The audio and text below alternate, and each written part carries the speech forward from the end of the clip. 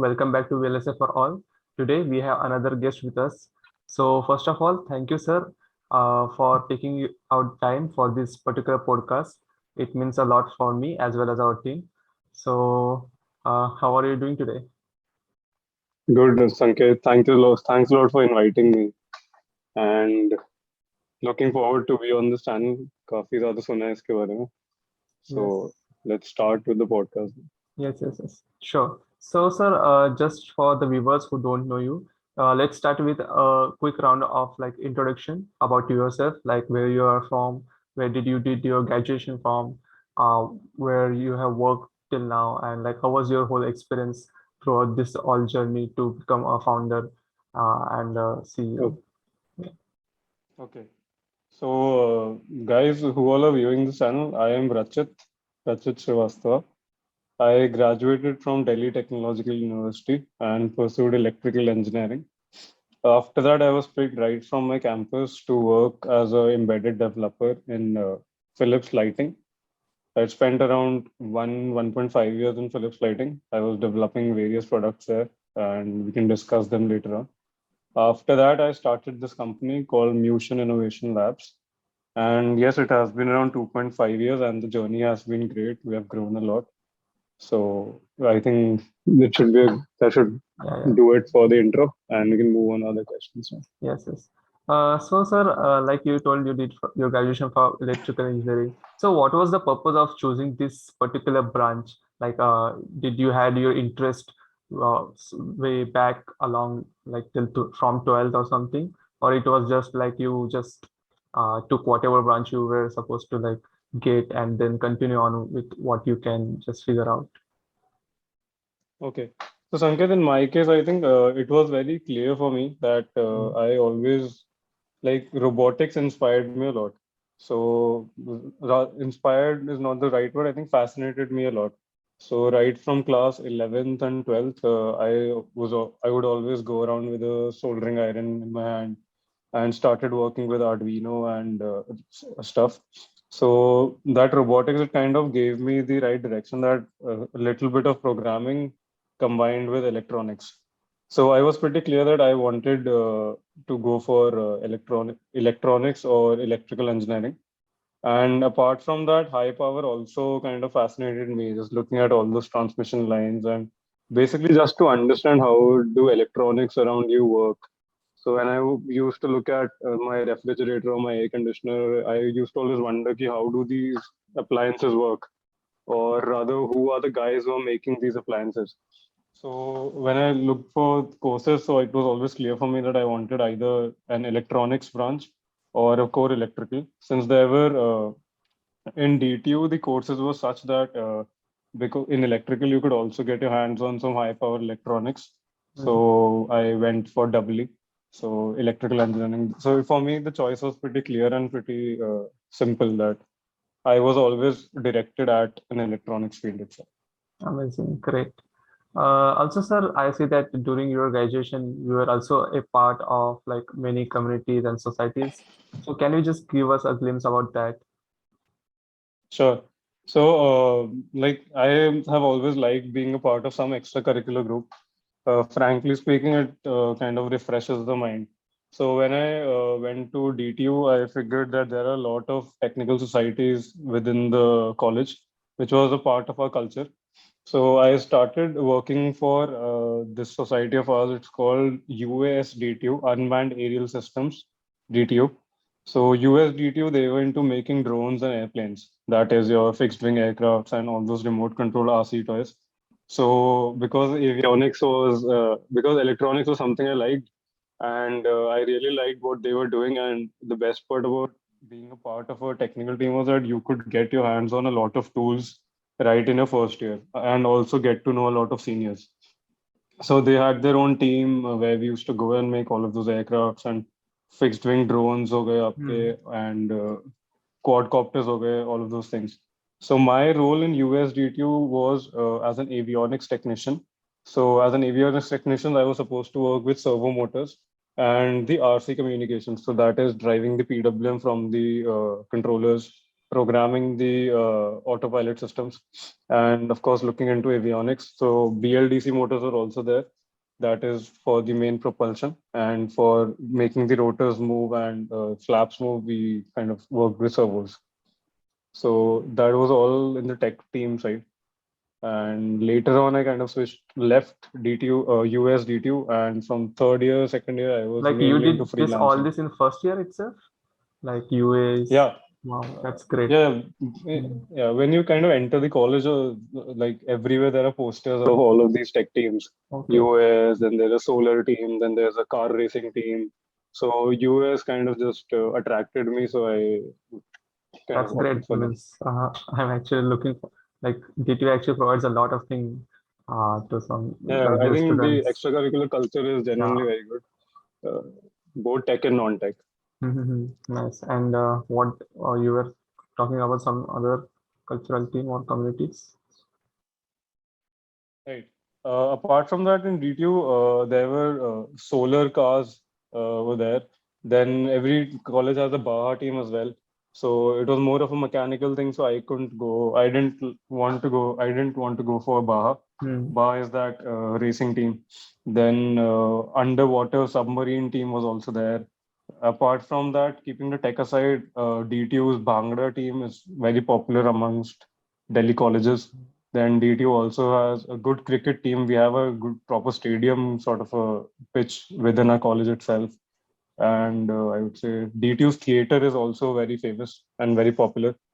So yeah, all in all, I think there are many different teams in college, and the extracurricular culture genuinely is good and helps to basically it helps the students to refresh and learn something else other than what's there in the course material.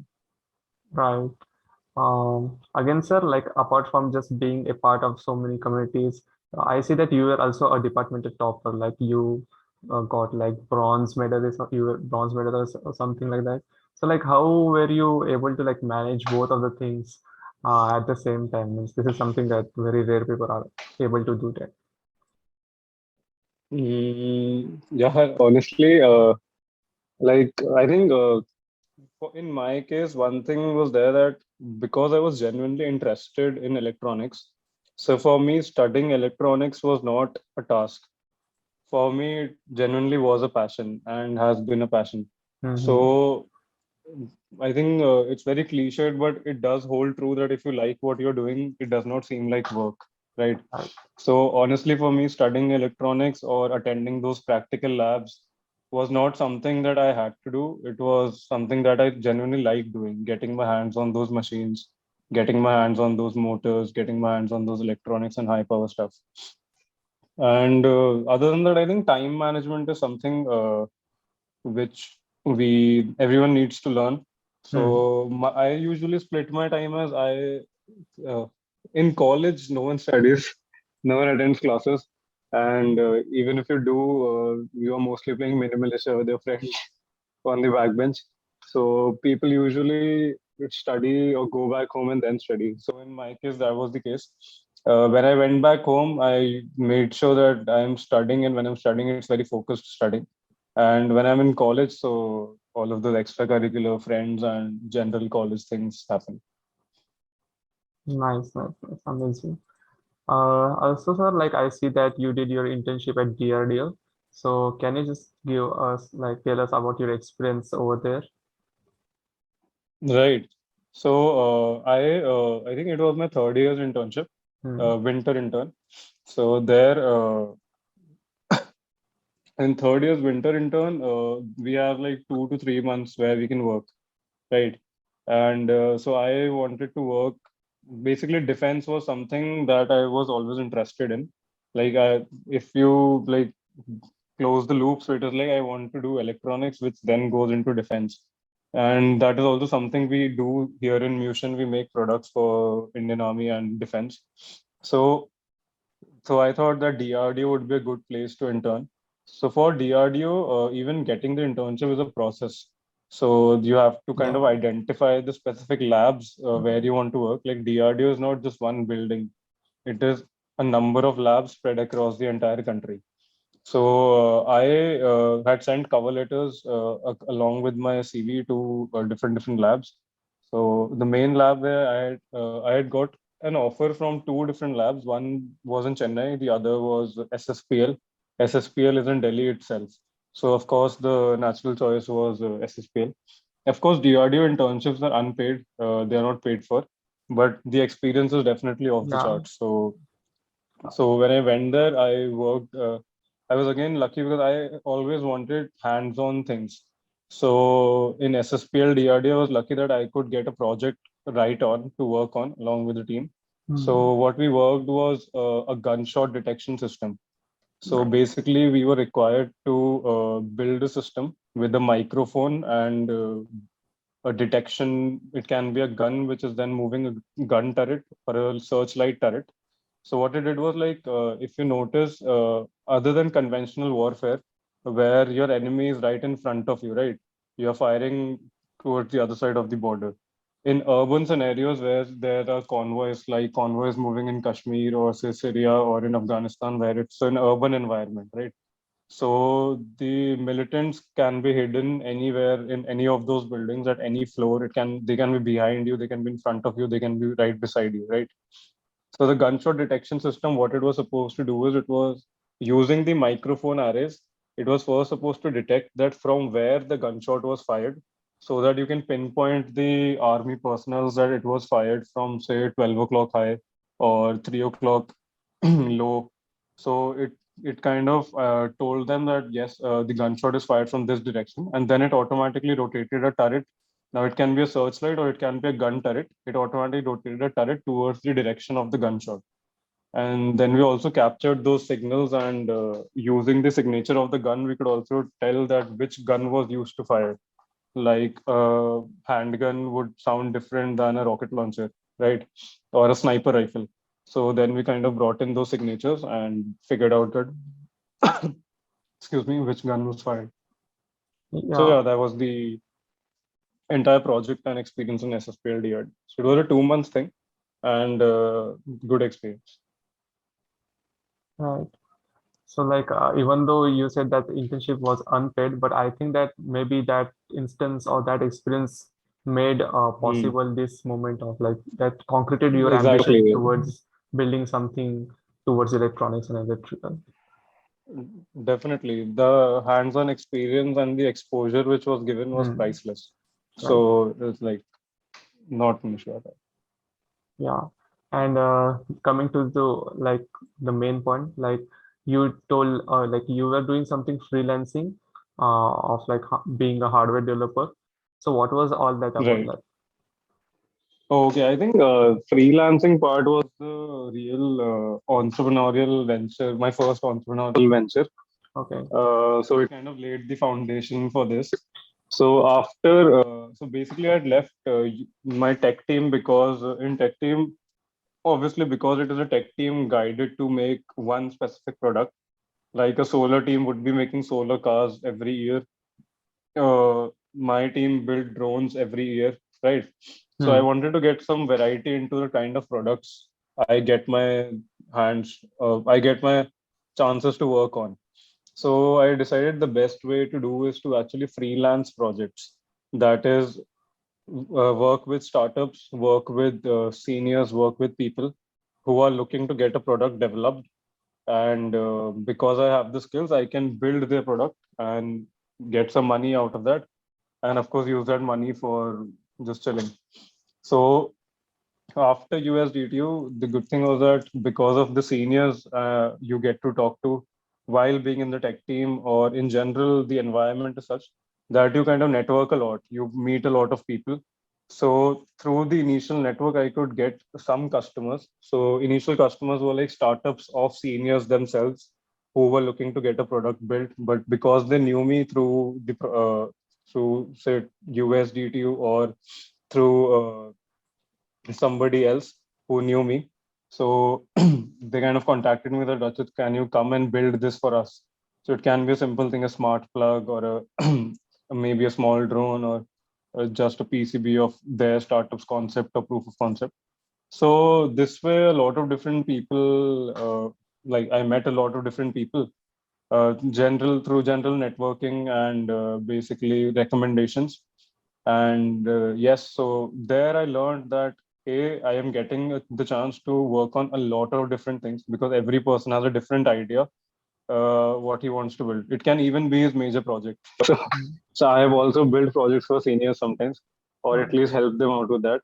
That if they are interested and they're willing to give me the cash, so I was open to kind of work with them.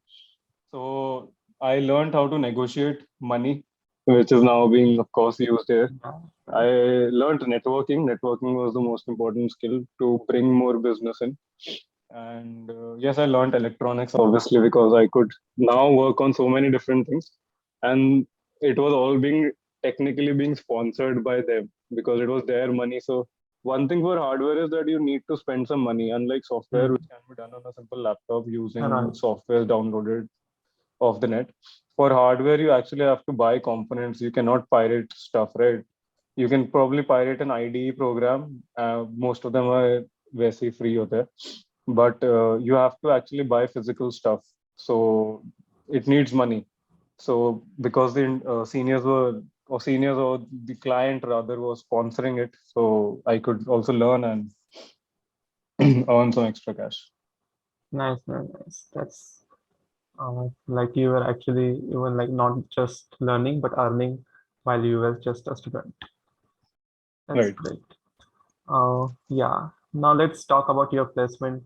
Like you told like you were working for Philips as assistant development engineer. So like it was an on-campus placement from DTU or like you applied it off campus. On-campus placement from DT. Hmm. Okay. So Yeah. like what is this role about like assistant development engineer? Like what was your Okay. role to do?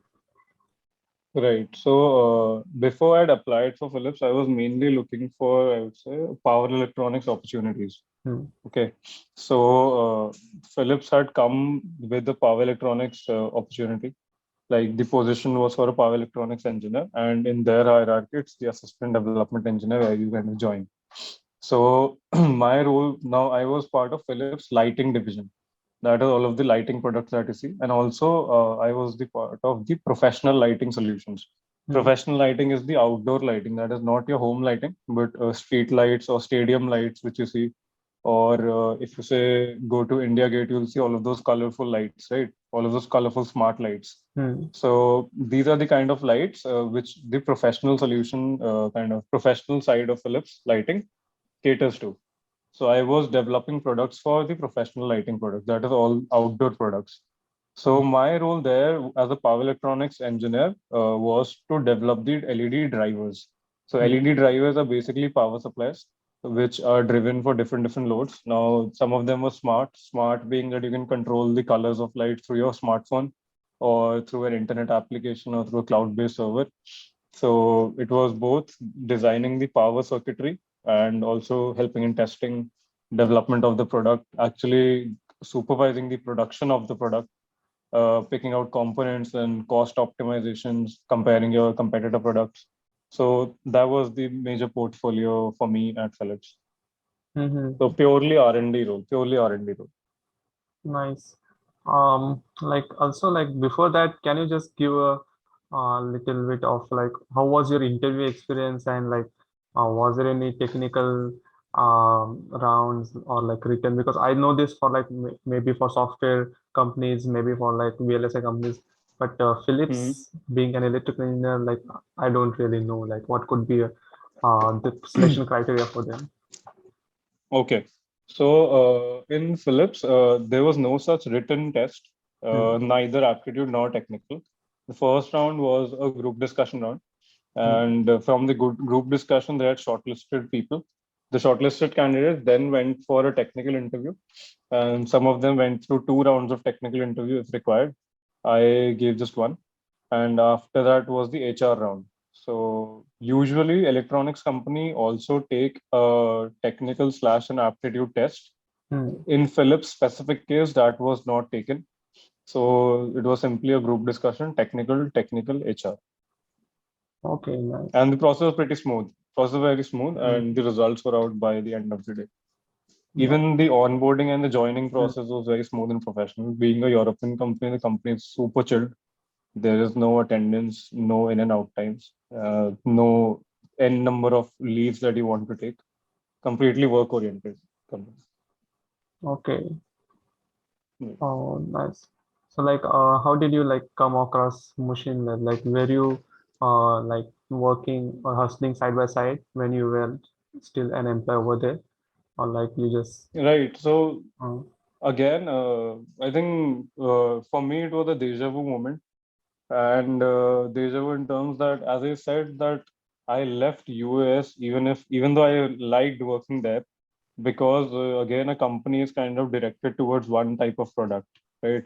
So US was driven to make drones. So drones? I shifted to freelancing. I shifted to freelancing so that I can get the opportunity to work on different things. Hmm. So similarly, in Philip's case also, after 1.5 years, because at the end of the day, it's a lighting company, and they have kind Hmm. of the R&D is always driven for the market. So I needed something else to explore as well. So I was not working side by side, but yes, I had the plans of what I wanted to do. And when I went into like being the developer or the main product developer, I also had to visit factories of Philips and supervise the production of my products. The products that I had built, I had to supervise the production. So it was there that I realized that the manufacturing process in India is still very uh, manual. It's very manual, right? So from there, I got this idea, and of course, when I met with my partner, my co-founder Rishi, so we kind of brainstormed over it that how do we want to work on it, and so I left. He also quit his job, and I quit my job, and then yes, MUSHIN was born. Nice, nice, nice. So like, you never like had this doubt in your back of mind, like, will it work? Will it not work? Because you just said like you quit the job, but then you also had to like look for your expenses and like earnings. So like, how did you like tackle with that self-doubt, and how were you so sure that this will work for you?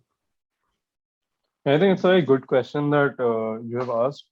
And honestly speaking, this is one question I answer a lot. That is, and I also had to answer that to myself. So when I was quitting Philips, so before quitting, I obviously consulted with a lot of my friends who were a lot senior than me, right? So looking at them, I realized that everyone had this one advice for me, or rather, one thing that everyone said was that it's very good that you are doing what you want to do, and it is unfortunate that I do not have the luxury to do so. And by luxury, they didn't mean that they didn't have the money to do it or they didn't have the resources or the means. They were much more experienced than me and were at a much more senior position. But as we grow old, our responsibilities also grow, right? Like some of them were married, so they could not leave the job because they had Priorities a family to differs. cater to. Exactly, priorities change, right? Some of them were married, so they had, say, they had a family to keep up with. There's a certain standard of living. You buy a car, you have the car loan to pay, right? At least the EMIs. You buy a house, you have the household Mm, EMIs to pay. So as we grow old and we kind of rise in the ladder, it becomes more and more difficult for us to quit that cycle yeah, because of the burdens that come out. So I felt at such a young age of 23, 24, greed should not be one thing which is stopping me from trying, because I had this confidence in me that even if this does not work, I can get a job any day. I can always apply for somewhere else or even Philips, and they will take me back, or some other company will give me an offer. There's no dearth of jobs out there. There are a lot of jobs if you're good enough, right? It's just that people fear or they don't want to try or they have the self doubt. But that was not there in my case. The only thing I was giving up were my living standards. That uh, am I ready to give up this certain standard of living which I have developed? Because for the next 6 months or next 1 year, you will not have a proper salary. And that is when I realized that I have my parents still. I do not have a spouse to take care of. I do not have children whose or whose school fees I have to pay. Nor do I own a car on my name whose EMIs I have to pay off. Nor am I stuck under household loans or EMIs. So for me, this is the right time to experiment. I do not have, like, even if I don't earn, my parents are there to feed me twice or thrice a day, right? So I had nothing to lose. Only the luxury was there, what I was losing. And so I thought that greed should not be the one thing that is preventing me from not going out there and trying what I want to do. So yeah. So I think anybody who wants to kind of start a startup or is thinking of quitting a job should actually think that what is that thing that they are leaving. First thing is job to mil jayegi, that is certain. You will find a job. After that, what is one thing that you're sacrificing? And if it is luxury and extra money, then please go ahead and sacrifice that. We are still too young to hold on to those things, right? Mm, amazing, amazing. That was a Thanks, Abhi. great word of wisdom. Uh, yeah, Thank you. yeah. Also, like, means, like, can you just give a like, just tell us or the audience what the company do? Yeah, of course. So, MUSHIN, first I'll like explain the name itself. I also kind of tried my hands at mixed martial arts for around 2 years. Mm, So I used to do kickboxing. And my co-founder, he was into Buddhism and a lot of spiritual stuff. So while working, there's a state of mind when the mind is completely blank. mm, Okay. So when the mind is blank, you can focus on the only thing that you want to focus on. So that state of mind, when your mind is completely empty, is called mm. mushin. So Okay. in mixed martial arts, you are required to achieve a state of mushin while, say, fighting, because then you can only focus on, suppose you're fighting someone who is a swords master. So when you are in that state of motion, you can focus on the sword where it's moving. You can focus on the movements. You are not bothered about what his legs are doing, what his hands are doing, what his eyes are doing, what the audience or the spectators are doing. You're only focused on the sword. And also in Buddhism, or rather in meditation, you have to achieve a state of emptiness or mindness where you can kind of silence your thoughts. So because there was something mutual amongst us, and we realized that for a good developer, achieving a state of motion is a must, because only then can we focus on the one problem we have right in front of us and prioritize it. So that is why we thought that we will rather name our company as Motion, of course, innovation, and then labs because it's an R&D company. Mm, So what Motion does is there are two different verticals where we work. One vertical is our R&D vertical, where we build products. That is again the freelancing side, jo meri thi hamesha se. mm, It kind of came back that we always want to experiment with new things. So given that we have the in-house talent of software, firmware, web developers, electronics developers, all sort of developers, and now a professional experience because like I worked in Philips and there are people from Samsung and all of those major companies. So we develop products for clients. So some of our good clients are also defense and government clients such as DRDO, Indian Army. And we do develop power supplies, firmware, electronic products for lots of MNCs and OEM products, right? So this is the complete R&D vertical. So in the R&D vertical, we can get anything to make at any point of time. So that is completely where we brainstorm. Then Motion also has their own products. As I said, in Philips, I kind of looked at that the manufacturing in India is specifically very manual, right? And surprisingly, major co-makers and all of these big companies, they always get their job work done from tier one, tier two vendors or co-makers, right? Who are mm, their sub-manufacturers. And these kind of come into the SME bracket of the manufacturing units. So SME sector is contributing a large amount. It's almost 8% of the GDP is contributed by them, or rather 12%. So just imagine this 12% of Indian GDP is contributed by a manufacturing sector, which is not at all automated and is still contributing so much of and the processes which have to be automated are rather very easy to automate. mm, The only thing which was stopping them from being automated was lack of affordable solutions. So we then kind of went and developed our own products, software products, and hardware sensors and modules, which went in there and automated their manufacturing facilities economically. And there was such a business model that we could uh, create a win-win situation for them and ourselves. Hmm. So yes, we kind of go there out there and automate them. And another major sector where we work in is a SaaS product. So MUSHIN also has a SaaS product. It is basically how should I explain this now? So the entire automotive manufacturing sector, consider Maruti Suzuki, Honda, TVS. These are automotive manufacturers, right? Now, the automotive manufacturing is audited or certified by international norms, international standards. Now, because it is done in an international uniform way, because you have to sell a Maruti car in India, you have to sell a Maruti car in Europe, right? So, like your safety testing has an NCAP rating. NCAP is an international rating. So, similarly, these automotive manufacturers, they and all of the sub manufacturers have to follow certain quality norms which are mandated internationally. And to verify or to check or to make sure that yes, they are following these processes, an audit is conducted. So this audit is currently uniform throughout the automotive sector, not only in India but throughout the world. The only drawback is that this process of auditing is so tedious that it takes almost 2 to 3 months for these sub manufacturers to get their products audited, right? So and of course, there's a lot of investment also to get these audited fast. So we developed a product. It's called the Mushin's Aqua Solution.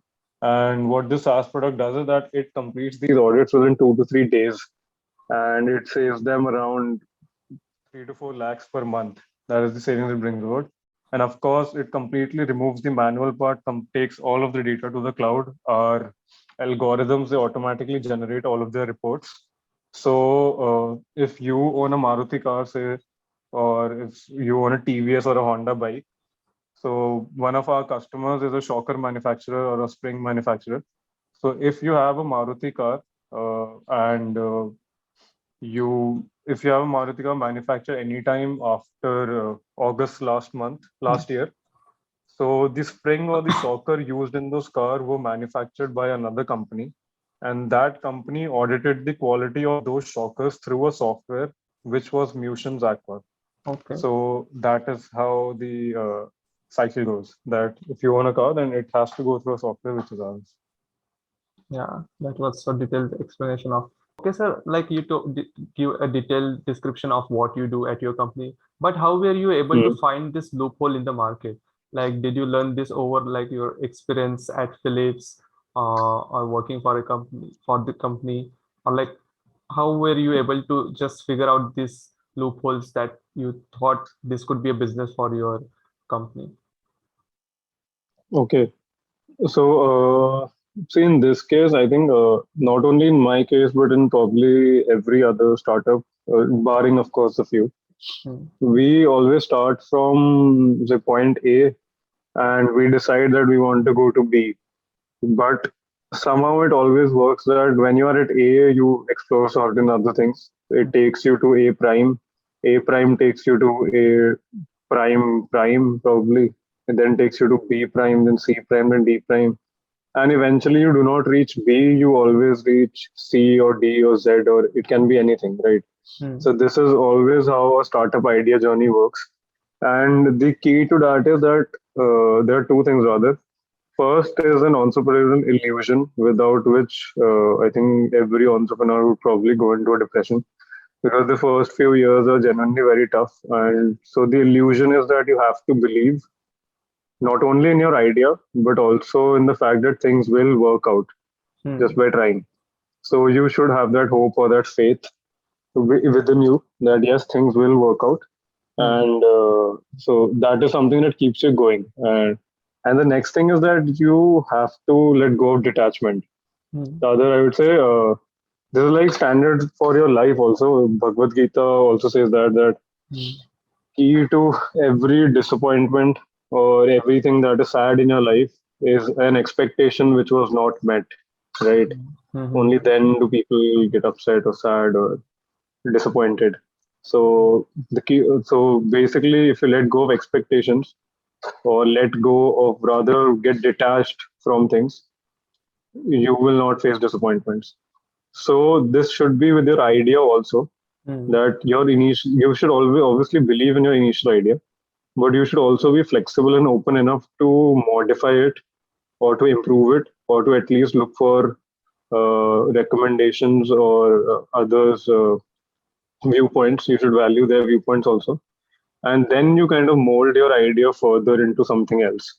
So in our case also, we had started just by thinking that we would go as like in Philips, as I said, I went to manufacturing units and I realized that this was the loophole. Then initially we started with the R&D vertical. mm, Then slowly we moved on to factories, and then we realized that rather than just automating the processes, also putting in the sensors and everything, a simple SaaS product would be more economical for the Indian consumer. And then, like one of our clients only told us about the problem that I also face an issue where the audit processes are so tedious while there should be something which can be brought in to automate them. And now the audit business, or rather the audit SaaS software, is the major product which a company is selling, right? It is like the hottest cake, mm, or or rather it is selling like hotcakes. So yes, and we had never thought that we would be building this. And personally, I, as an electronics engineer, never thought that I would be dealing in a SaaS product, a completely software product, right? right. So, so because me and my partner, we were open to explore new verticals and we were open to viewpoints, and we were not only listening to client about selling our product, but we were also keeping our ears open for what his needs were. And when he told us that this is also something that I would like to be introduced or to have, so we built on that, and then a completely different product was born. Mm, So for every startup, detach, believe in your idea, detach from the fact that this is the only thing that can work. You have to have the belief that other things can also work. And of course, have the illusion that in the end, things will work out. right. And yes. Nice. And like again, like for a successful company to start and sustain, I think there are many aspects to that, like maybe managing a team, marketing team, development team. So it was just you and your partner, or like did you actually have found a core team to just do all this? See, I think one of the major challenges of startup like us, because we did not find any investors, or we never looked for funding or anything else. Mm, In the initial days, the first thing that a startup needs is not a product, but a client. You mm, first need a client with not a product.